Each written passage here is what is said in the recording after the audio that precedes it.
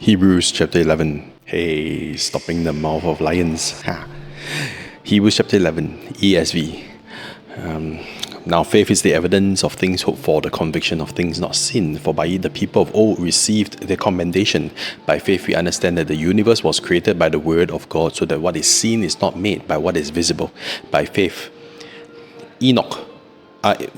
Abel offered a more acceptable sacrifice than Cain, through which he was commended as righteous, God commending him by accepting his gifts. And through his faith, though he died, he still speaks.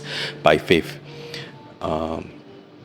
Enoch was taken up so that he should not see death, and he was not found because God has taken him.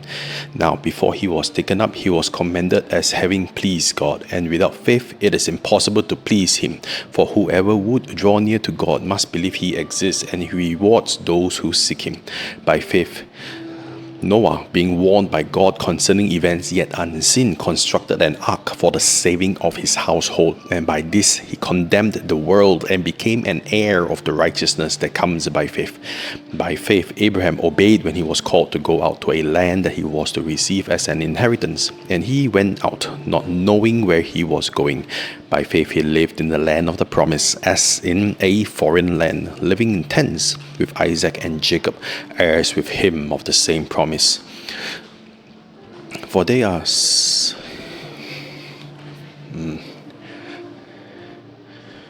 For he was looking towards a city that has foundations, whose designer and builder is God. By faith Sarah herself received the power to conceive when she was past the age, since she considered him who was faithful who had promised. Therefore, from one man, and him as good as dead, were born descendants as many as the stars of heaven, and as many as the innumerable grains by the seashore. These all died in faith, not having received the things promised, but having seen them, and having greeted them from afar, and having acknowledged that they were strangers and exiles on earth. For if they had been thinking of the land from which they came, they would have had an opportunity to return. But as it is, they desire a better country, a heavenly one. Therefore, God is not ashamed to be called their God, for he has prepared for them a city. By faith Abraham offered up Isaac, and he who had received the promises was in the act of offering up his only son, of whom it was said, "Through Isaac shall your offspring be named." He considered that God was able to even raise him from the dead, from which, figuratively speaking, he did receive him back. By faith Isaac invoked future blessings on Jacob and Esau. By faith Jacob, when dying, blessed each of the sons of Joseph, bowing in worship over the head of his staff. By faith Joseph, at the end of his life, made mention of the exodus to the Israelites and gave directions concerning his bones. By faith Moses, when he was born, refused to be called the son of Pharaoh's daughter. When he was born, was hidden by his parents for 3 months, because they saw that the child was beautiful, and they were not afraid of the king's edict. By faith Moses, when he was growing up, refused to be called the son of Pharaoh's daughter, choosing rather to be mistreated with the people of God than to enjoy the fleeting pleasures of sin. He considered the reproach of Christ greater wealth than the treasures of Egypt. By faith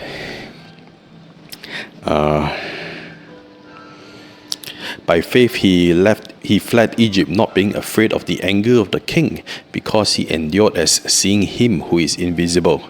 By faith he kept the Passover and sprinkled the blood, so that the destroyer of the firstborn might not touch them. By faith the Israelites crossed the Red Sea as on dry land, but when the Egyptians attempted to do the same, were drowned. By faith the walls of Jericho fell down after they had been encircled for 7 days.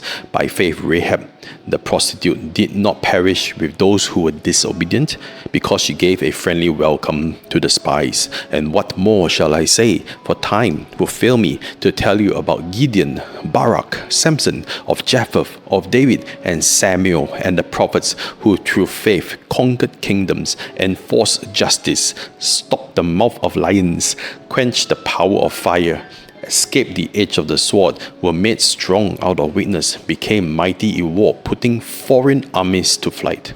Women received back their dead by resurrection. Some were tortured, others refused release so they might rise to a better life.